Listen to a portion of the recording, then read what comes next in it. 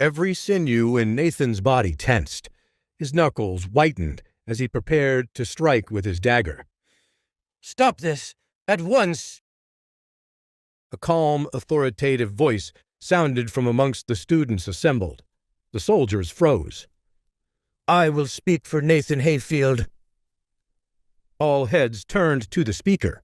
It was one of the students, only a year older than Nathan and Baylor, but everyone knew his name.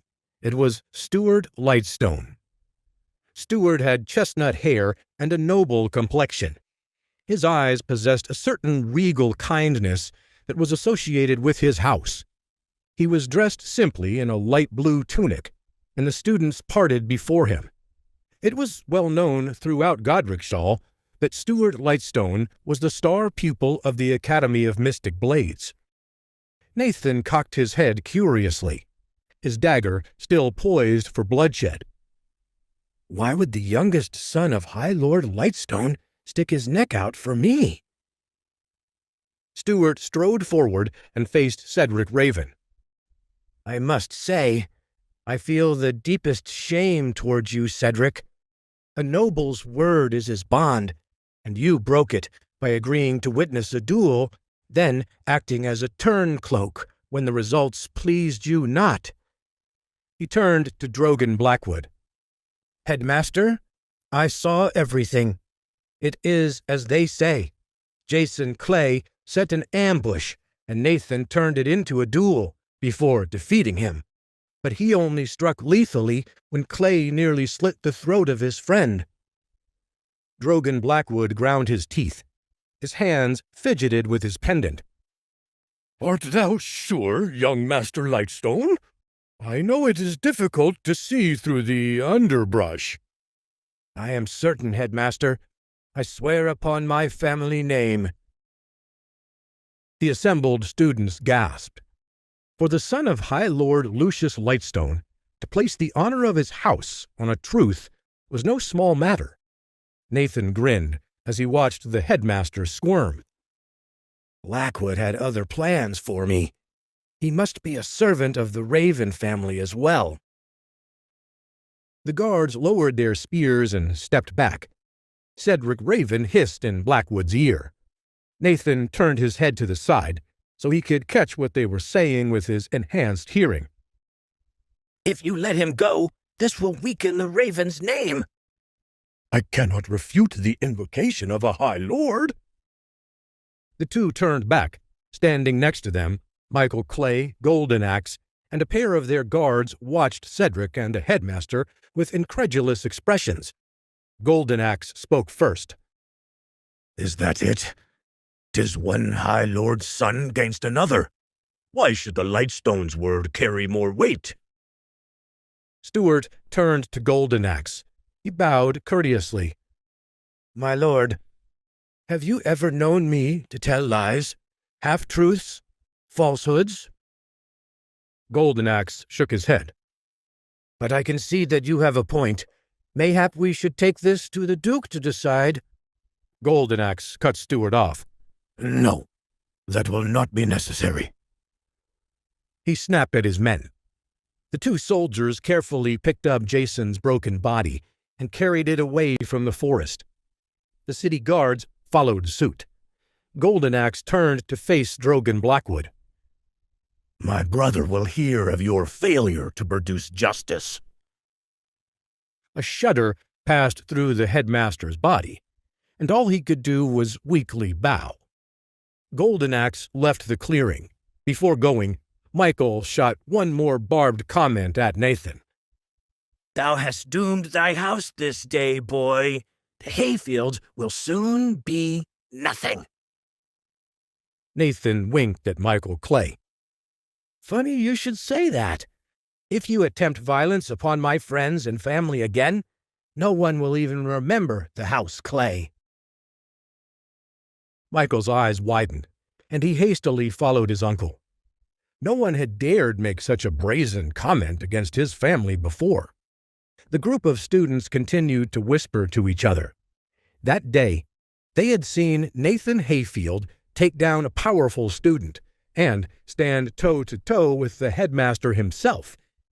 if that 12-year-old made threats, odds were good that he intended to see them through.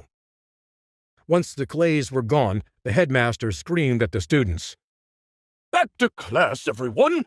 I expect to see everyone in their proper studies in a quarter hour, or I will make you suffer the consequences."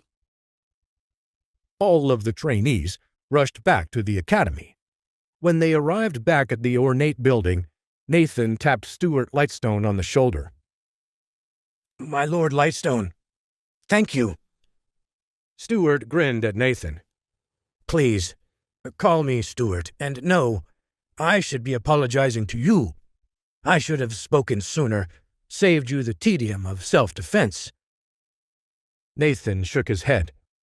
"The fact that you spoke at all does you credit." Stewart laughed. "I appreciate your praise. Best go to class, or the headmaster will truly have your hide." And he spoke the last comment under his breath. "Asura knows he's seeking every excuse for it." Stewart departed. Nathan and Baylor stood in the entrance hall, not sure of where exactly to go yet. Just as they were about to follow a group of students to the training yard, a voice stopped them. "Hayfield! Baylor!" They turned. There, towering over them, was Headmaster Drogan Blackwood. His face was flushed, and his eyes burning with savage rage. "Now you may have convinced a lording and some guards of your innocence, but I remain unconverted." He leaned over his pupils. The Blackwood orchid swung from his neck like a sinister pendulum. "I mean to make an example of you. You cannot defy my authority and roam unburdened by consequences." Baylor shrunk before the headmaster's withering gaze, but Nathan merely crossed his arms defiantly. "You have no authority, Drogan. You are a sad little king of a sad little hill. You torture young trainees because it makes you feel like you have real power, but in reality, you're just a puppet, dancing on strings over which you have no control." The headmaster's red visage looked like it was about to burst with a combination of anger, embarrassment, and shock. "I still have the authority to expel you. What say you to that?" Nathan didn't say anything about it. He simply seized the chain around Drogan Blackwood's neck and pulled. The headmaster gasped in shock, but before he could grab his necklace, Nathan tossed the whole necklace into his hand, squeezing as hard as he could. The Blackwood orchid cracked and split into 1,000 tiny pieces. Nathan opened his palm and let the shards of broken jewel fall on the ground. Drogan Blackwood seemed genuinely speechless, his chin hanging open like a banner on a windless day.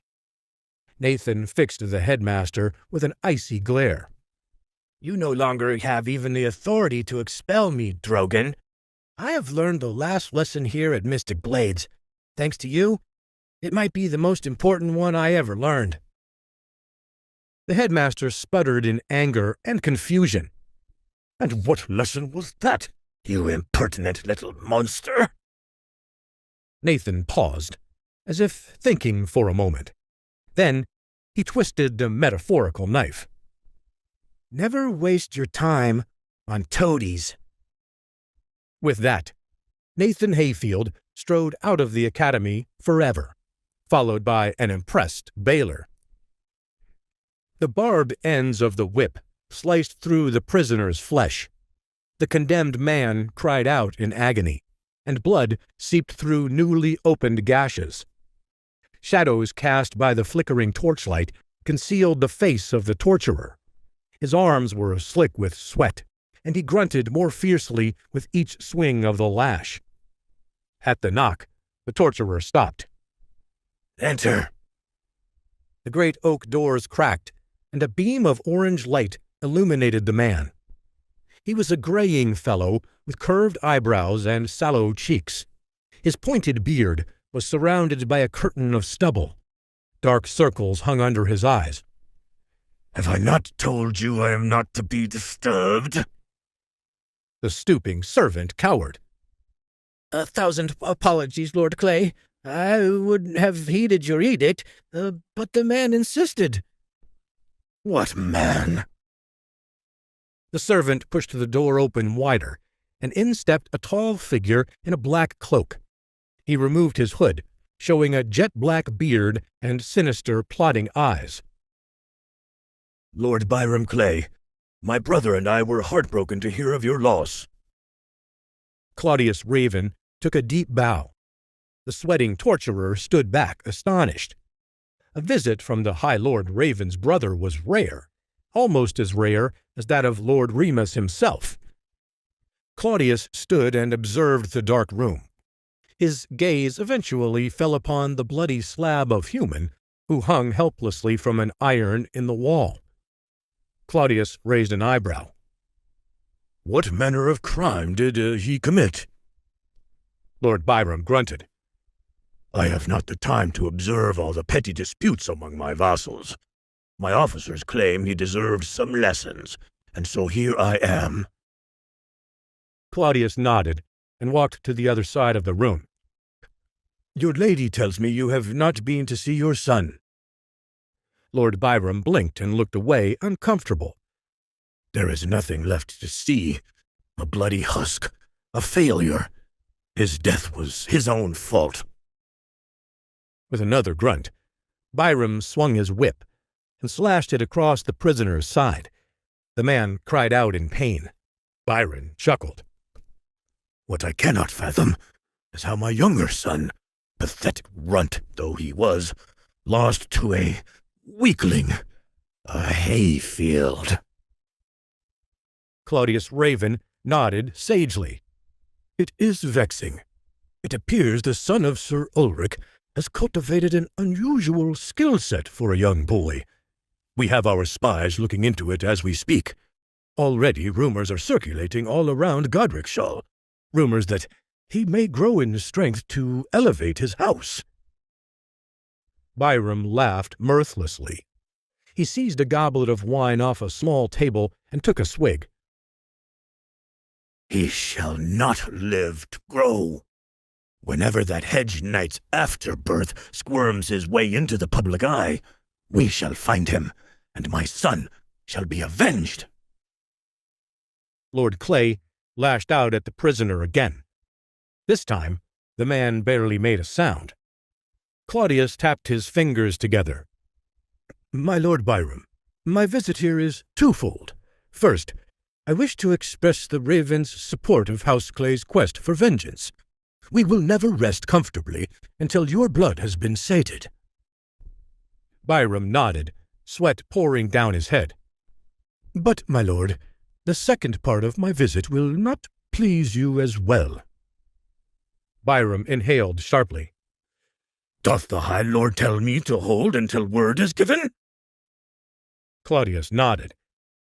Byram breathed in and out, frantically, his chest heaving as he barely gulped enough air to live. He screamed at the raven. And if a raven was slain in cold blood, wouldst thou take it easily? The command to wait? Would you stand by as Grimgor, Remus, Cedric, or even bloody Niles were severed from life? He shook his head defiantly at Claudius. Not by all rights. My sons and I should cut him open and eat his heart while it still beats. We should tear him limb from limb and unmake him. We should... Claudius held up a hand. Byram stopped. My Lord Clay, you have made your point well, but we cannot move against the Hayfields, not while the Lightstones have spoken for them. However, rest assured, we will have your time of vengeance. 3 years hence, at the nobility exam, my brother is planning it all well. The Hayfields matter not. They will be erased from history. Byram sputtered, and Claudius clicked his fingers. Guards entered and removed the bloody prisoner from the wall. When Byram protested, Claudius spoke again. But of course, we do not expect you to live off of promises only. So High Lord Remus Raven hath brought you a gift, to sate your appetite as we prepare your vengeance." A pair of guards lugged in a new prisoner and affixed him to the wall where the old one had been. Lord Byram Clay looked over toward the wall, and there, beaten, bloody, and sobbing, was Headmaster Drogan Blackwood. I swear I don't A know who the golden father beam is. of sunlight illuminated the early morning streets of Godricshall. At this hour, the only people awake were farmers, couriers, and Nathan Hayfield. Nathan had spent only one day in Godricshall, but he wanted to take the last morning he had there to run the streets. He bounded from the street up a ladder, and from the ladder up onto a rooftop. He rushed along the tops of buildings, leaping from one to the other. A sentry shouted stern words to him from a tower, but Nathan paid them no mind. He wanted to test his physical prowess, and something about this type of running felt familiar. Though his body hurt and ached as he ran, his soul felt at ease. "Whatever morning training regimen I employed in my former life, it was most certainly leagues more difficult than this." He dodged a flock of ravens and leapt onto a hanging laundry line. He stepped delicately across, careful to avoid dislodging anyone's drying tunics, skirts, or tabards. After he reached another building, he grabbed onto a window sill and climbed down, skittering along the wall like a spider. When he stood up, he found himself facing a lad about his own age. It was Stewart Lightstone. "Hail, and well met, Master Hayfield. I trust I am not interrupting your active morning." Nathan breathed heavily. He shook his head. Though his soul was far from exhausted, his 12-year-old body was now slick as an eel. Stewart laughed and passed him a waterskin. "Here, drink up. I wish to have conference with thee." Nathan accepted the offered drink and eagerly emptied it. Stewart laughed. Nathan smiled as well. "I must thank thee again for thy intervention yesterday." Stewart took the empty waterskin back and placed it in his pack. "Think nothing of it. I am still learning the ways of politics. Alas, it turns out, standing up to enemies peacefully is much more difficult than slicing them down with a sword." The two trainees walked through the streets. As they passed by storefronts and homes, the city woke up around them. People started taking in their laundry. Shopkeepers unshuttered their windows. Laborers began to resume their toil, and all of Godricshall slowly returned to life. "I hear you are leaving Godricshall to return to Dunshire?" "Aye. Mystic Blades has nothing left for me." Stewart fixed Nathan with a curious gaze. "Is that so?" Nathan nodded. "Aye. I was rather hoping you would stay." Nathan's eyebrows raised in surprise. He didn't expect this entreaty from Stewart Lightstone. Throughout the original Nathan Hayfield's memories, he had only exchanged the briefest of pleasantries with Stewart, and even then, it was hardly anything to take note of. Stewart laughed. "Look you not so surprised. I just have a sense that things will be more interesting with you around, and besides, seeing you handle a blade, that was incredible. I would relish a sparring partner who can handle himself like that." "I thank you, Stewart, but I'm afraid the Academy and the city is too much in the thrall of the Ravens. I have defied them, and there will be more consequences." Stewart nodded knowingly. Nathan chuckled. "I think you may be the only one who wishes me to remain." Stewart laughed. "Do not be so certain. Not everyone was happy to live under the thumb of bullies like Jason Clay and Cedric Raven. You may find that some are telling tales of what you have accomplished here, tales of heroism." Nathan shook his head. "I need no tales. I need to defend my family, and I cannot do that here." Stewart nodded. They both paused before the dormitories of Mystic Blades. "I understand. Well, I will not keep you. I will hasten to add, amongst your new admirers is my father, the High Lord Lucius Lightstone. If ever the Hayfields need allies, the Lightstones are now and evermore your friends. Stewart offered up his arm. Nathan took it. Stewart smiled. We will see each other again, my friend. Nathan returned the gaze. I doubt it not. They met that day as little more than strangers. But when Stewart Lightstone and Nathan Hayfield parted, they parted as friends. Amelia Hayfield rode around the countryside across the perimeter of Dunshire. Over the last few days, she had been consumed with worry. News traveled slowly in Godric's land, and ever since Nathan had returned to the academy, she was convinced that something horrible had befallen him. I failed to save him the first time, and I'm not there for him now. Rumors traveled quickly, however, and there was whispering that Nathan had defeated Jason Clay with the help of the Lightstone family. It was a positive chance of hope, but Amelia dared not trust in it, lest her heart be broken all over again. Her horse galloped over the green rolling hills. The breeze tossed her flowing hair. Her father, an old soldier, used to criticize the young Amelia's penchant for horse riding, but her mother always encouraged it. So after Priscilla Hayfield passed, Sir Ulrich changed his tune. Now they had the occasional horse race between the two of them, though they rarely had time for it, since House Hayfield had fallen on hard times. Amelia pulled her horse to a stop and looked over the vast distance. The hills stretching before her turned into farmland, which, in turn, went on for miles, interrupted by the odd homestead or river. At the very edge of her eyesight, she could barely see Godricshall, a dot in the distance, a day's ride to catch up to her eyes' furthest reaches. She sat astride her horse, observing the vast expanse of Godric's land, the fiefdom that she had called home her whole life. This was one of her favorite hills. From up here, she could watch individual farmers tilling their fields. She could see travelers moving through the land from miles away. She could see animals darting in and out of the chunks of forest remaining on the countryside. And yet, one sight of all of these broke her reverie. She gasped and clicked her tongue, urging her steed forward. She galloped down the hill and cried out with joy.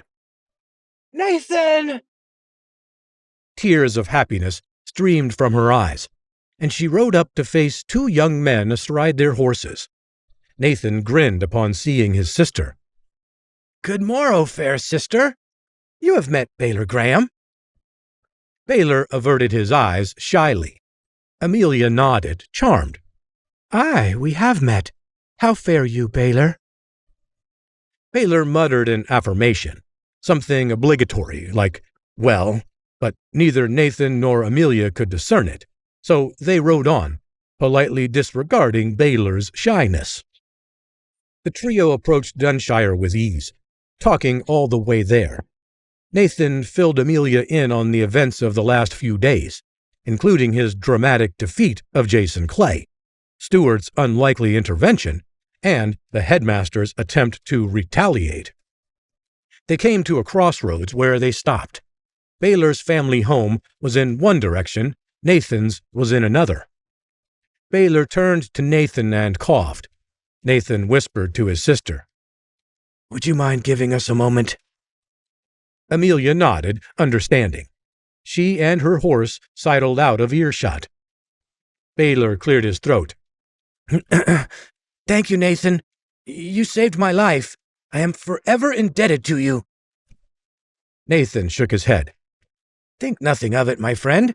'Tis what boon companions do. If this conflict goes on longer, I reckon you will save my life plenty of times as well. You have always been a good friend to me. Thank you. Nathan smiled, but inside, he felt his heart breaking for the young lad. I haven't always been a good friend to you. I replaced your old friend. but they embraced each other all the same, and Baylor parted. Nathan galloped up to his sister, and together they resumed the ride into Dunshire.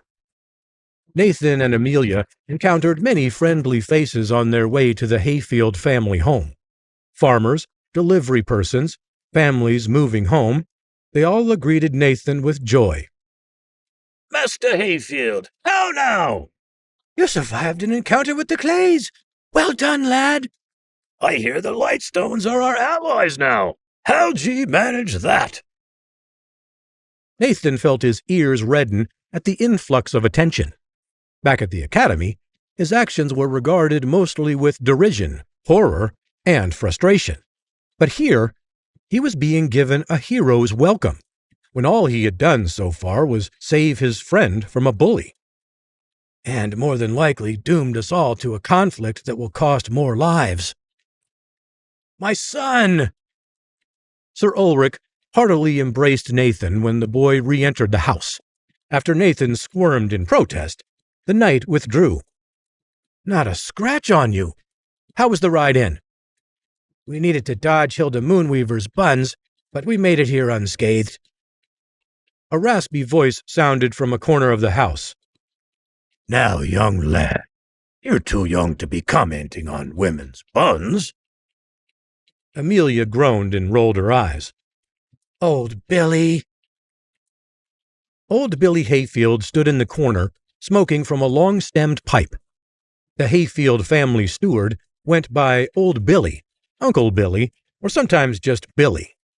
He had been married several times, and was the fountain of endless laughter and gossip. Ever since Amelia and Nathan had known him, his hair had been white as snow, but he had a spring in his step that surely would accompany him to the grave. Nathan opened up his pack. "It took me longer than I hoped to return, because I wanted to make sure I brought something pleasant for you all to remember Godricshall." He produced from his bag some sweet buns, carefully wrapped in paper. Amelia gasped. "Ah, my favorite! Nathan, you did not need to get me these." She took a bite of one and closed her eyes in sheer bliss. Nathan handed his father a tube. So Ulrich opened up the tube and produced a long map of Calandria, showing the entire country, spanning from Mount Cal in the west, past Harold's Land in the north, Howell's Land in the south, Schuyler Land in the east, and of course, Godric's Land in the center of it all. Nathan's young host had never left Calandria, but he hoped to one day. The more time he spent in this world, the more fascinated he was to see all it had to offer. Sir Ulrich patted his son on the head in gratitude.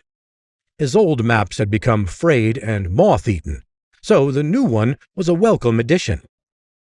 Nathan then produced a flute he had found for old Billy. The steward leaped for joy. "You remembered. I finally get to play the flute." He barely paused for breath before attempting to play. The initial notes were so awful that the rest of the Hayfields begged old Billy to stop. The white-haired Hayfield laughed and alternated puffing at his pipe and blowing smoke through the holes of the flute to questionable musical effect. Throughout the rest of the evening, the Hayfields received guests, retold the tales of Nathan's heroism, and enjoyed each other's company. They joked and laughed.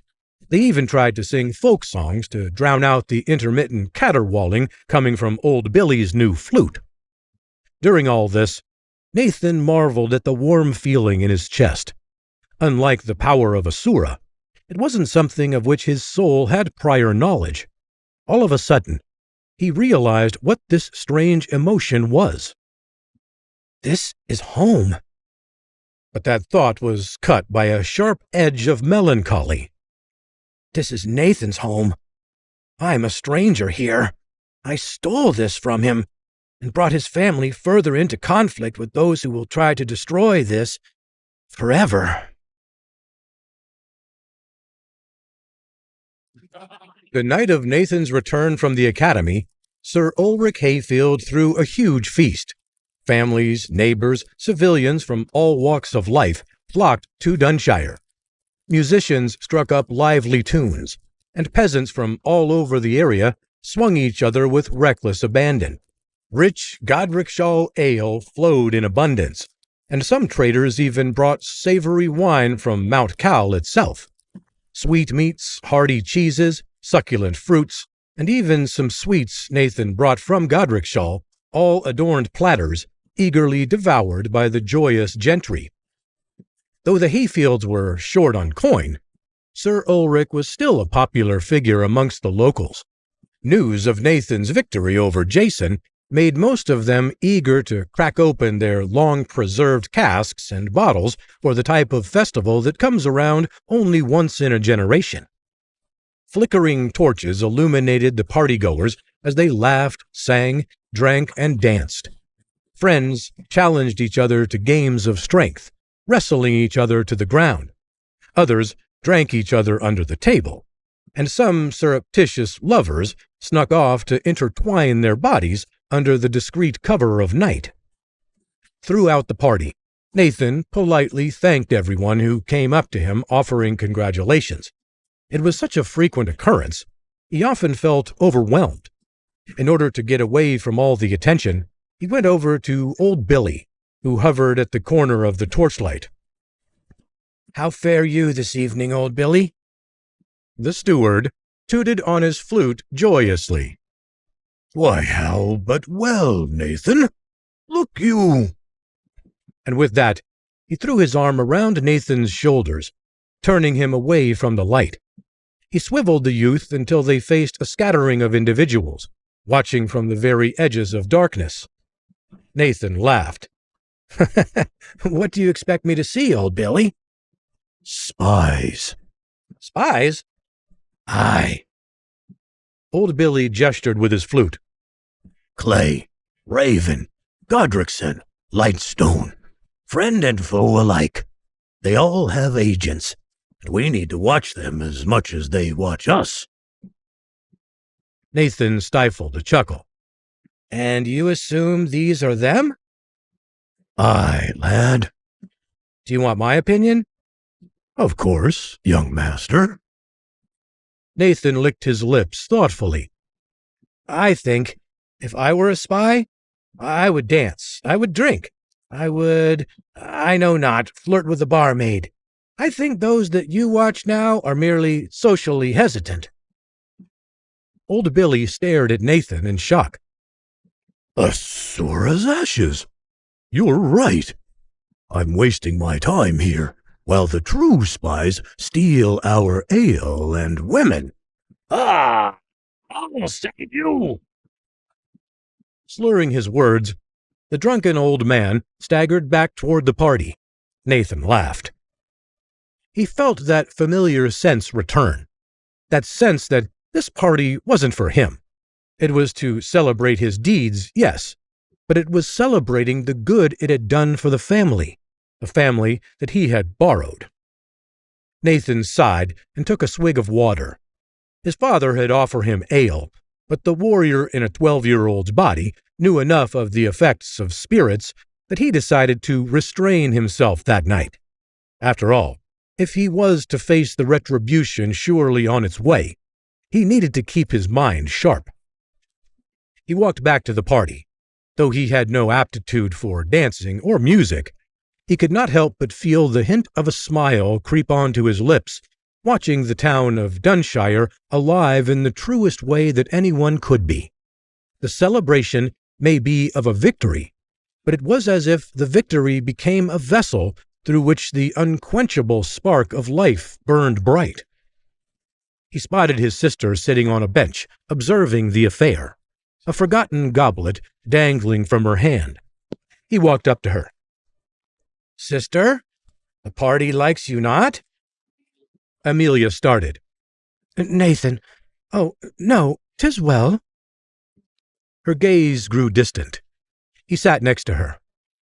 "You need not explain." She paused and took a sip of her wine from her goblet. "The Clay boy, how did he die?" Nathan looked at her, surprised. He didn't expect her to feel such remorse over a terrible person. "I told you earlier."